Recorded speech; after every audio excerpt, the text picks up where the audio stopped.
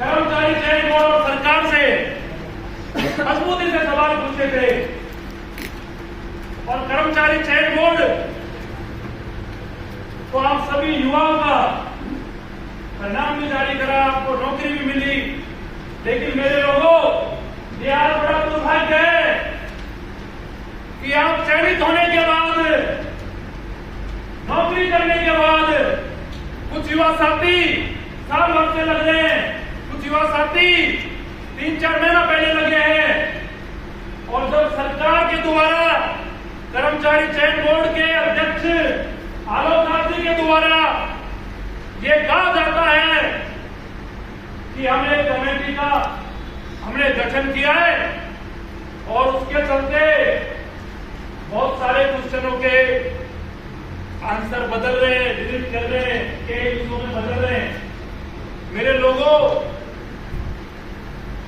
ये सीधा कर्मचारी चयन बोर्ड की लापरवाही है, उनकी गैर जिम्मेदारी के कारण से, उनकी नासमझी के कारण से आज आपको इस हालात में जो पहुंचाया है वो कर्मचारी चयन बोर्ड की गलत नीतियां है। साथियों, जब कर्मचारी चयन बोर्ड ये डिसाइड नहीं कर पा रहा कि कौन सी कमेटी के आंसर सही है, कौन सी के गलत है, तो उन्हें कोई हक नहीं है कि लगे हुए लोगों को हटाया जाए।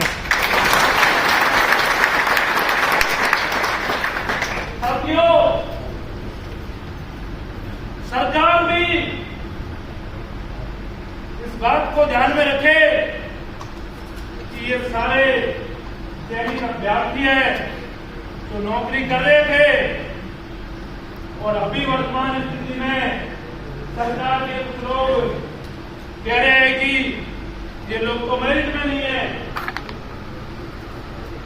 सरकार से भी मैं कहना चाहता हूं, पहले तो हम बोर्ड पीट रहे थे कि हमने इतने लोगों को ज्वाइनिंग दे दी और आज आप बोलेंगे कि लोग मेरिट में भी नहीं है, ये दो गड़बड़ है, ये नहीं होना चाहिए।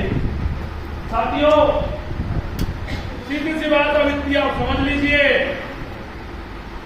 आलोक नाथ जी से आपके मैटर पे करीबन 1.5 महीने से मेरी बात चल रही है, क्योंकि अभी बहुत सारे बच्चे वो भी रह गए थे जिनका रिजल्ट आना बाकी था। 4000 सीटें बोर्ड में और बाकी पड़ी है, जानकारी में है। साथियों, उनमें से कुछ बच्चे यहाँ बैठे हैं तो मेरे साथ करीबन 50-60 बार उस परिणाम को लेकर हम बोर्ड में प्रयास कर रहे थे पिछले 6 महीने से। लेकिन साथियों, वो कमेटी के हवाले से वो परिणाम नहीं रुका रहा और वो 4000 बच्चे इंतजार करते रहे। फिर रात में जो 1 महीना पहले कर्मचारी चयन बोर्ड के आलोक नाथ जी से जब बात हुई तो उन्होंने कहा कि मनोज, इसमें दिक्कत है, हमें कई हिस्सों के आंसर बदलने पड़ रहे हैं।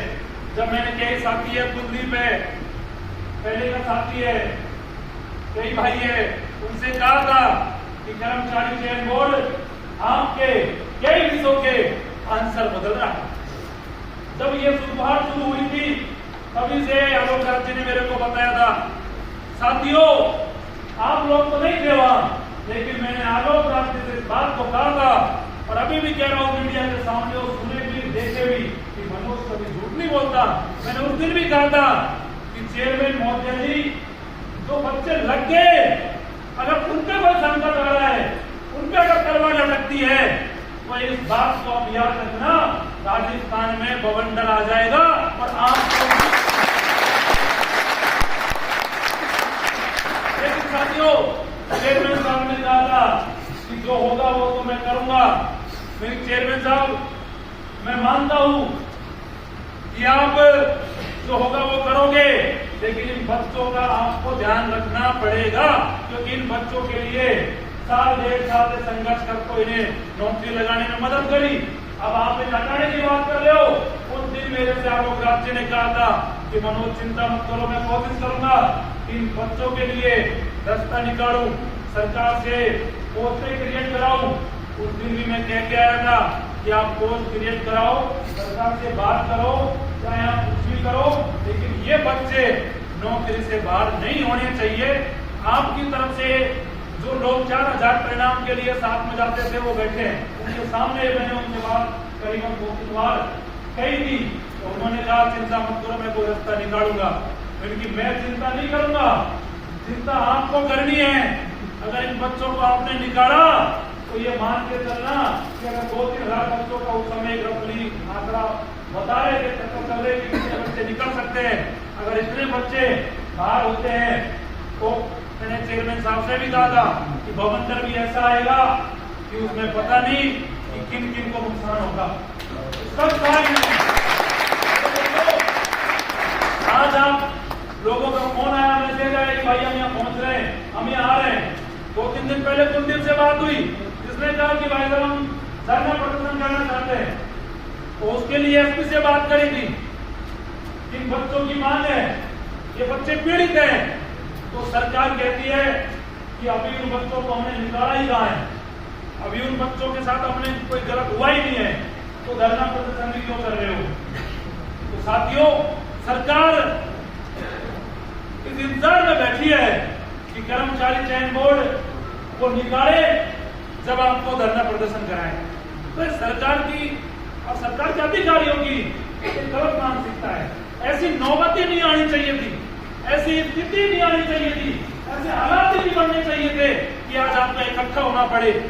स्कूलों से छोड़ के, घरों से छोड़ के, मास्टरों को बड़ी मुश्किल से छुट्टियां मिलती है और एक छुट्टी तो संडे की मिलती है, तो उसके लिए आप जयपुर घूम रहे हो अपने घर परिवार को छोड़ के। बड़ा पीड़ादायक विषय है, क्योंकि आपको पता है कि भविष्य में दिक्कत हो सकती है। साथियों, आप इस लड़ाई को कोर्ट में भी लड़ रहे होंगे, जैसे आपके साथियों ने बताया, बिल्कुल आप लड़िए। साथियों, आपको मैं मेरी तरफ से विश्वास दिला रहा हूँ, जैसे आपको नौकरी लगाने में, आपके परिणाम निकालने में आपके साथ कभी भी गलत हुआ तो आपके साथ में हमेशा खड़ा रहा। अगर इस कमेटी के मामले में कर्मचारी चयन बोर्ड या सरकार ये निर्णय करती है आपके खिलाफ